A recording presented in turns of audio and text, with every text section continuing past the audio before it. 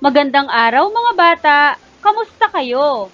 Handa na ba kayo sa ating bagong aralin ngayong araw? Kung ganon, halina't simulan na nating magbasa, magsulat at matuto sa Mother Tongue 2, Week 7, Quarter 1. Pagkakaiba ng pangungusap sa parirala. Layunin, pagkatapos ng araling ito, inaasahang mauunawaan mo ang pagkakaiba ng pangungusap sa hindi pangungusap o parirala. Basahin at unawain ang grupo ng mga salita. Una, umawit si Letty ng lupang hinirang. Sumunod sa paaralan.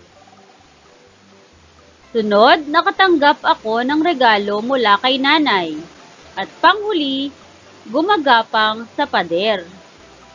Mga bata, ating mapapansin na ang mga salita o grupo ng mga salitang ito ay may mga pagkakaiba-iba. Sa mga grupo ng salitang ito, mayroong nagtatapos sa bantas. At ang bantas na ito ay tuldok. At ang iba naman ay wala. May nagsisimula sa malalaking titik, tignang mabuti, at mayroon din namang nagsisimula sa maliliit na titik.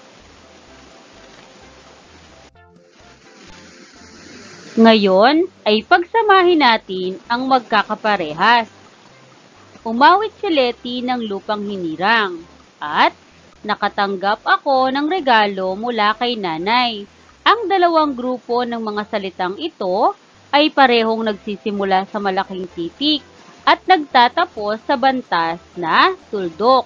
Ang tawag sa mga ito ay pangungusap. Sa paaralan, gumagapang sa pader. Ang dalawang grupo ng mga salitang ito ay nagsisimula sa maliit na titik at walang bantas. At mapapansin din na ito ay mas maigsi. Ang tawag sa mga ito ay parirala. Ang pangungusap ay salita o lipon ng mga salitang nagpapahayag ng buong diwa. Nagsisimula ito sa malaking titik at nagtatapos sa angkop na bantas. Narito ang isang halimbawa ng pangungusap. Sina Abby at Jessie ay masayang naglalaro ng badminton. Masasabi nating buo ang diwa ng isang pangungusap kung ito ay may simuno at panaguri. Ang simuno at panaguri ay atin ang napag-aralan sa ating nakaraang aralin. Ngayon, sa pangungusap na ito, ang simuno ay tama, sina Abby at Jessie. At ang panaguri naman ay magaling, ay masayang naglalaro ng badminton. Ang parirala naman ay lipon ng mga salitang hindi nagpapahayag ng buong diwa. Narito ang ilang halimbawa. Una, ang kabutihan. Sino ang mabuting tinutukoy dito? Walang nabanggit.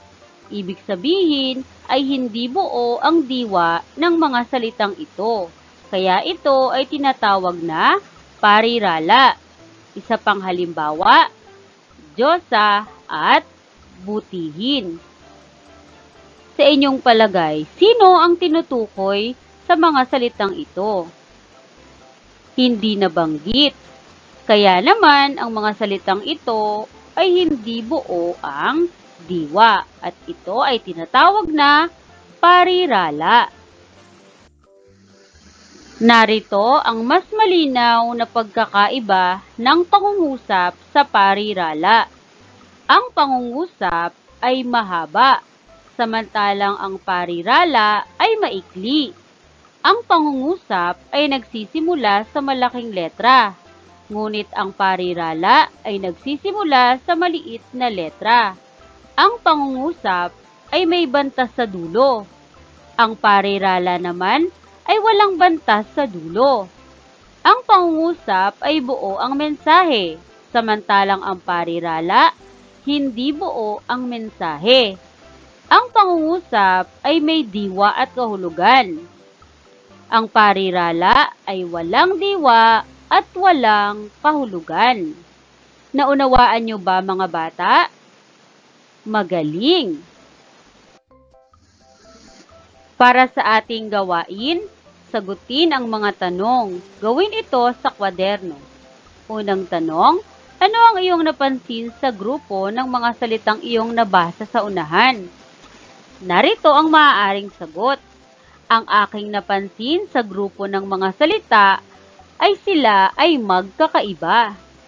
Pangalawang tanong, ano ang tawag sa mga ito? Ang tawag sa mga ito ay pangungusap at parirala. Pangatlong tanong, paano nagkaiba ang pangungusap sa parirala? Ang pangungusap ay nagsisimula sa malaking letra o titik at nagtatapos sa pananda. Samantalang ang parirala naman ay nagsisimula sa maliit na letra at walang bantas sa dulo.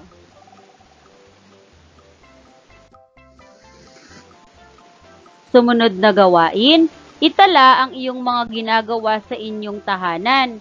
Suriin kung ang iyong sagot ay pangungusap o parirala. Gawin ito sa iyong kwaderno. Panghuling gawain, manood, magbasa o makinig ng balita. Suriin ang ginamit na grupo ng mga salita sa pagbabalita. Pangungusap ba o parirala? Ibahagi ito sa kasama sa bahay. Mga bata, sana ay lubos niyong naunawaan ang ating aralin ngayong araw. Hanggang sa muli, paalam!